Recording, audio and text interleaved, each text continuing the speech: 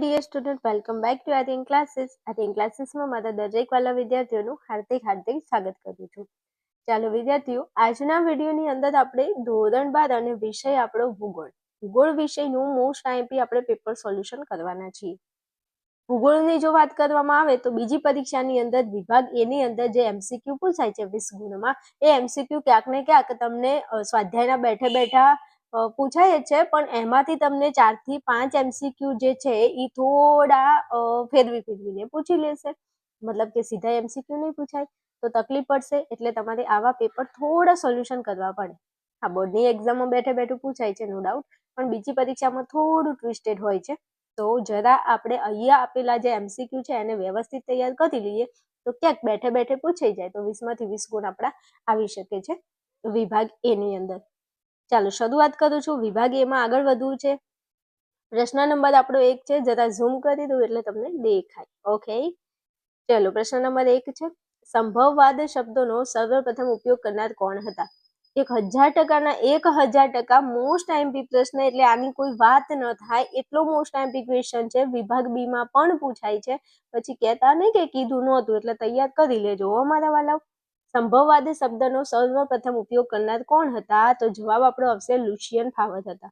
કોણ હતા? લુશિયન ફાવર હતા. ચાલો પછી પ્રશ્ન નંબર 2 છે, માનવ વિકાસવાળા દેશોની શ્રેણીમાં ભારતનો ક્રમ કયો છે? માનવ વિકાસની જે શ્રેણી છે એમાં ભારતનો ક્રમ કયો છે? તો ભારતનો ક્રમ આવશે 130મો. યાદ રાખજો 130મો. આવા પ્રશ્નો ઘણીવાર પૂછાતા હોય છે જે સ્વાધ્યાયમાં બેઠા નથી આપેલા હોતા, એટલે ધ્યાન રાખજો. 130મો ભારતનો ક્રમ છે. ચાલો પછી પ્રશ્ન નંબર આપણો 3 છે, ખાલી જગ્યા પ્રદેશના લોકો લામા અને યાક પ્રાણીઓને પાળે છે. ખાલી જગ્યા પ્રદેશના લોકો લામા અને યાક પ્રાણીઓને પાળે છે. તો કયા પ્રદેશના લોકો છે? તો ભાઈ પર્વતીય પ્રદેશના લોકો છે. ક્યાંના? પર્વતીય પ્રદેશના જે લોકો છે એ લામા અને યાક નામના જે પ્રાણીઓ છે એમને પાળે છે. જેમ આપણે ઘેટા, બકરા, ઊંટને પાળીએ છીએ, એવી રીતે પર્વતના પ્રદેશો જે છે એમાં લામા અને યાક નામના પ્રાણીઓને લોકો પાળે છે ને પોતાનું જીવન ગુજારે છે. ચલો 4માં, મનોરંજન સેવાઓથી ખાલી જગ્યાની પ્રાપ્તિ થાય છે. હવે મનોરંજન સેવાઓથી આપણને શું મળે? આનંદ મળે. શું મળે? આનંદ. જવાબ આપણો આવશે આનંદ. કોઈ પણ મનોરંજન, હસવાની વાત હોય અથવા તો કોઈ ફિલ્મ જોવાની વાત હોય અથવા તો પર્યટનની વાત હોય, તો બધાથી આપણને આનંદ પ્રાપ્ત થાય છે. તો મનોરંજન સેવાઓથી ખાલી જગ્યાની પ્રાપ્તિ, આનંદની પ્રાપ્તિ થાય છે. ચાલો આગળ વધવું છે. વિડીયો પર નવા હોય તો મારા દરેક વાલા વિદ્યાર્થીઓને જણાવી દો કે વિડીયોને લાઈક શેર તો કરશો જ, પણ ચેનલને ખાસ સબસ્ક્રાઇબ કરી લેજો. એટલા માટે કારણ કે તમને બોર્ડની એક્ઝામમાં આપણી આ ચેનલ છે 1000% ઉપયોગી થવાની છે, અને તમે ધોરણ 12 આર્ટ્સ માટે ગુજરાતની નંબર 1 ચેનલ ઉપર ભણી રહ્યા છો એવો એક વિશ્વાસ રાખી અને જેટલું કહું છું એટલું કરી લેજો. તમને તમારી પરીક્ષામાં બેઠા પ્રશ્નો જોવા મળશે. હા, ચલો પ્રશ્ન નંબર આપણો 5 છે, એટલાન્ટિક અને પેસિફિક મહાસાગરને જોડતી કઈ નહેર છે? 1000% મોસ્ટ આઈએમપી ક્વેશ્ચન. વારંવાર પરીક્ષામાં પૂછાય છે. જરા ધ્યાન રાખજો કે એટલાન્ટિક અને પેસિફિક મહાસાગરને જોડતી નહેર કઈ છે મારા વાલાઓ? તો પનામા નહેર છે. કઈ નહેર છે? પનામા. એટલાન્ટિક અને પેસિફિક મહાસાગરને જોડતી નહેર કઈ છે? પનામા નહેર છે. ચાલો પછી આગળ વધીએ તો પ્રશ્ન નંબર 6, નીચેનામાંથી કયું સમૂહ દૂરસંચાર તંત્રનું ઇલેક્ટ્રોનિક માધ્યમ છે? તો જવાબ આવશે ટેલિવિઝન. આ પણ પ્રશ્ન વારંવાર પૂછાય છે, પછી કહેતા નહીં કે કીધું નહોતું. નીચેનામાંથી કયું સમૂહ દૂરસંચાર તંત્રનું ઇલેક્ટ્રોનિક માધ્યમ છે? જવાબ આવશે ટેલિવિઝન. હાલો ત્યાંથી આગળ વધવું છે. 7માં, ગેટની સમજૂતી અમલમાં લાવનાર સંસ્થા કઈ? WHO. ગેટની સમજૂતી અમલમાં લાવનાર સંસ્થા કઈ? WHO. આવા પ્રશ્નો ક્યાંક પૂછાઈ જાય તો પછી આપણે ગોટાળે ચડી જઈએ, એટલે એવું ન થાય એટલા માટે મેક્સિમમ તમારે પેપર સોલ્યુશન કરી લેવા જોઈએ જો તમારે વિભાગ એમાં 20 માંથી 20 ગુણ લાવવા છે તો. ચાલો આગળ વધીએ. પ્રશ્ન નંબર આપણો 8 છે, કયા સ્થળે જોનબિલ મેળો ભરાય છે? તો જાગી રોડ પર. કઈ જગ્યાએ? જાગી રોડ નામનું જે સ્થળ છે તે જગ્યાએ જોનબિલનો મેળો ભરાય છે. તો આ પ્રશ્ન જે છે ને ભાઈ ઈ અંદરના એમસીક્યુ માંથી પૂછે છે, મતલબ કે સ્વાધ્યાયનો નથી. એટલે કહું છું કે સ્વાધ્યાય સિવાયના ઘણા એમસીક્યુ પૂછાય છે. પછી એવું ના થાય કે એકચ્યુઅલી આ તો અમને નહોતી ખબર. હાલો પ્રશ્ન નંબર 9, ઇન્ટરનેશનલ ટેક પાર્ક કયા સ્થળે છે? તો ઇન્ટરનેશનલ ટેક પાર્ક બેંગલુરુમાં છે. કઈ જગ્યાએ છે? બેંગલુરુમાં છે. ચાલો 10માં, ચીન અને દક્ષિણ પશ્ચિમ એશિયાના મધ્યમાંથી પસાર થતો જૂનો માર્ગ. Most IMP question. This is the most IMP question of your exam. વિભાગ એ માં પૂછાય અને વિભાગ બી માં પૂછાય. મોસ્ટ ટાઈમ્પી પ્રશ્ન છે, બી માં પૂછાય છે, એટલે કહું છું ઘણીવાર MCQ બી માં પૂછાય છે. તમે ધ્યાનમાં રાખજો કે ચીન અને દક્ષિણ પશ્ચિમ એશિયાના મધ્યમાંથી પસાર થતો જૂનો માર્ગ કયો છે બેટા? રેશમ માર્ગ છે. કયો માર્ગ છે? રેશમ માર્ગ છે. ખાસ ધ્યાન રાખજો. અથવા જો બી માં પૂછાય તો આવી રીતે પૂછાય ને એમાં આવી રીતે પૂછાય છે કે ચીન અને દક્ષિણ પશ્ચિમ એશિયાના મધ્યમાંથી પસાર થતો જૂનો માર્ગ કયો? તો રેશમ માર્ગ આવશે. ચાલો પ્રશ્ન નંબર 11 છે. નીચેનામાંથી કયું શહેર ધાર્મિક શહેર તરીકે વિકાસ પામ્યું છે? હવે ધાર્મિક શહેર દિલ્હી નથી, આગ્રા નથી, ઝાંસી નથી, એકમાત્ર છે આપણું અંબાજી. કયું છે? અંબાજી. અંબે માનું જે મંદિર છે, હા, તો અંબાજી જવાબ આવશે. ચલો પછી 12માં, ક્રાયોલાઇટ કયા પ્રકારનું સંસાધન છે? તો ક્રાયોલાઇટ એ એકલ સંસાધન છે. કયું? એકલ સંસાધન છે. ચાલો પછી પ્રશ્ન નંબર આપણો 13 છે. વિકાસશીલ દેશોની મુખ્ય સમસ્યા કઈ છે? મોસ્ટ ટાઈમ્પી ક્વેશ્ચન છે, વારંવાર પૂછાય છે. પછી કહેતા નહીં કે એકચ્યુઅલી કીધું નહોતું. વિકાસશીલ દેશોની મુખ્ય સમસ્યા છે ગરીબી. કારણ કે દેશમાં સૌથી વધારે શું હોય? ગરીબી. વિકાસશીલ દેશોની મુખ્ય સમસ્યા શું છે? ગરીબી. ચાલો પછી પ્રશ્ન નંબર 14 છે. એમ દ્વારા કયું મૂલ્ય સૂચવવામાં આવે છે? તો એમ દ્વારા મધ્યસ્થ. કયું? મધ્યસ્થ નામનું મૂલ્ય સૂચવવામાં આવે છે. બહુલક માટે ઝેડ વપરાય છે, યાદ રાખી લેજો. મધ્યક માટે x બાર લખવામાં આવે છે. આ બધાની સંજ્ઞા પૂછાય છે. પછી કહેતા નહીં કે કીધું નતું. જો એમ આપે તો જવાબ આવે મધ્યસ્થ, ઝેડ આપે તો જવાબ આવે બહુલક, જો x બાર આપે તો જવાબ આવે મધ્યક. અથવા એમ કે મધ્યકની સંજ્ઞા લખો તો x બાર, બહુલકની સંજ્ઞા લખો તો z અને મધ્યસ્થની સંજ્ઞા લખો તો m. આ ત્રણમાંથી એક પ્રશ્ન પૂછાય છે. પછી કહેતા નહીં કે કીધું નહોતું, એટલે તૈયાર કરી લેજો. સમજ્યા મારા વાલાઓ, મારા કલે જાઓ. જરા વિડીયોને લાઈક શેર કરીને તમે જેવા પ્યારા છો ને એવી પ્યારી કોમેન્ટ કરી દેજો ને. અને મારી માટે જરા દિલ પણ મૂકી દેજો હો, જો હું તમારા માટે ખરેખર મહેનત કરું છું ને તો. હાલો 15માં, નકશા તૈયાર કરતી કલકત્તામાં આવેલી સંસ્થાનું નામ શું છે? મોસ્ટ ટાઈમ્પી પ્રશ્ન, મોસ્ટ ટાઈમ્પી પ્રશ્ન. આ બે તો પૂછાય જ છે, બેમાંથી એક પ્રશ્ન તો હશે જ કે નકશા તૈયાર કરતી કલકત્તામાં આવેલી સંસ્થા કઈ? નાટમો. બે સંસ્થાઓ છે નકશા તૈયાર કરવા માટે. એક તો સર્વે ઓફ ઇન્ડિયા જે દેહરાદૂનમાં આવી, દહેરાદૂન. આ બે પ્રશ્ન બેમાંથી એક તો પૂછાય છે. મારી વાતનું જરા વિશ્વાસ કરી લેજો. એમ પૂછાય કે સર્વે ઓફ ઇન્ડિયા ક્યાં આવી? તો દેહરાદૂનમાં. એમ પૂછાય કે નાટમો ક્યાં આવી? તો કલકત્તામાં. એમ પૂછાય કલકત્તામાં કઈ સંસ્થા આવી? તો નાટમો. એમ પૂછાય દેહરાદૂનમાં કઈ નકશાની સંસ્થા આવી? તો સર્વે ઓફ ઇન્ડિયા.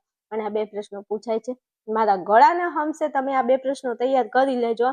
બેમાંથી કોઈ પણ એક MCQ હશે અને હશે હો. હાલો આગળ વધુ ફટાફટ. પ્રશ્ન નંબર આપણો 16 છે. ચાલો, રેખા અને સ્તંભ આલેખમાં શું દર્શાવવામાં આવે છે? તો રેખા અને સ્તંભ આલેખમાં તાપમાન અને વરસાદ દર્શાવવામાં આવે છે. રેખા અને સ્તંભ આલેખમાં તાપમાન અને વરસાદ દર્શાવવામાં આવે છે. ચલો 17માં, પાઈ ડાયાગ્રામમાં આંકડાના સૌથી મોટા ખંડની શરૂઆત ઘડિયાળમાં દર્શાવેલા કયા આંકડાથી થાય છે? તો મારા વાલાઓ ઘડિયાળમાં 12નો જે આંકડો છે ને એથી આપણે આ પાઈ ડાયાગ્રામની શરૂઆત કરીએ છીએ. જવાબ આવશે 12. ચલો 18માં, GIS ના પિતા તરીકે જાણીતા કોણ છે? આ પણ મોસ્ટ ટાઈમ્પી ક્વેશ્ચન છે. ટેક્સ્ટ બુકમાં બેઠો નથી પણ અંદર ચોપડીની અંદરથી પૂછેલો છે. તો રોઝર ટોમલિન્સન. GIS ના પિતા કોણ છે? રોઝર ટોમલિન્સન છે. ચાલો પછી 19માં, GPS પ્રણાલીમાં પૃથ્વીની ફરતે કુલ કાર્યશીલ ઉપગ્રહોની સંખ્યા કેટલી? આ પ્રશ્ન મારા ગળાના હમસે તૈયાર કરજો. બોર્ડની એક્ઝામ કાં તો તમારી બીજી પરીક્ષામાં આ પ્રશ્ન હશે કે GPS પ્રણાલીમાં પૃથ્વીની ફરતે કુલ કાર્યશીલ ઉપગ્રહોની સંખ્યા કેટલી? 24. પૃથ્વી 24 કલાક ફરે છે એવું યાદ રાખવાનું. પૃથ્વી 24 કલાક ફરે છે. ચલો પછી 20માં, પોતાના સ્થાનની છબી કમ્પ્યુટરમાં જોવા માટે વિકાસ પામેલી પ્રણાલી કઈ છે? પોતાના સ્થાનની છબી જોવા માટે GPS નો ઉપયોગ થાય છે. જવાબ આવશે GPS. રેડી? ચલો 20 MCQ પૂરા કર્યા. આગળ વધવું છે ફટાફટ. આગળ વધી એ પહેલા દરેક મારા વાલા વિદ્યાર્થીઓ જે આ વર્ષે બોર્ડ એક્ઝામ 2026ની અંદર જે પરીક્ષા આપવાના છે ધોરણ 12 આર્ટ્સની, તો ધોરણ 12 આર્ટ્સને લગતા કોઈ પણ વિષયની અંદર જો તમને તકલીફ છે અને તમારે દરેક વિષયને વ્યવસ્થિત ભણવા છે તો આપણા આર્યન ક્લાસીસ એપ્લિકેશનમાં તત્વજ્ઞાન, મનોવિજ્ઞાન, ભૂગોળ અને સમાજશાસ્ત્ર આ 4 વિષય હું ભણાવું છું. એકદમ મસ્ત ડીપમાં ભણાવેલા છે. જે વિદ્યાર્થીને પાસ થવું છે, વધારે નહીં, આપણો કોર્સ ખરીદી અને 4 ચેપ્ટરની તૈયારી કરી લે તો આરામથી તમે પાસ થઈ શકો છો. અને જેને સારા માર્ક લાવવા છે, સારી ટકાવારી લાવવી છે, તમને પણ આ કોર્સ ખૂબ જ ઉપયોગી થવાનો છે.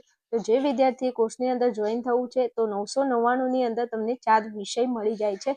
અને 4 વિષયની સાથે સાથે તમને જો તમારે વિષય ખરીદીને નથી ભણવું, તમારે આઈએમપી પેપર્સ જોઈએ છે, તો આઈએમપી પેપર સેટ માટે તમને અહીંયા આપણા આર્યન ક્લાસીસ એપ્લિકેશનની અંદર 5 વિષયનું પેપર સેટ મળી જાય છે. એમાં તમને તત્વજ્ઞાન, મનોવિજ્ઞાન, ભૂગોળ, સમાજશાસ્ત્ર અને અર્થશાસ્ત્ર આ 5 વિષયનો ભેગો પેપર સેટ મળી જશે, જેની પ્રાઇસ માત્ર ને માત્ર 249 છે. અને એમાં તમને વિભાગ એ, વિભાગ બી અને વિભાગ સી નું સોલ્યુશન પણ સાથે મળી જવાનું છે. તમારે પેપર સેટ ખરીદવો છે તો અહીંયા તમને સ્ક્રીન ઉપર જે નંબર આપેલો છે એના ઉપર મને વોટ્સએપ મેસેજ કરવાનો છે અને કોલ કરવાનો છે વધારે માહિતી મેળવવા માટે. જો કોઈ વિદ્યાર્થીને આ 5 વિષય નથી અને એક વિષય ખરીદવો છે તો પણ તમે ખરીદી શકો છો.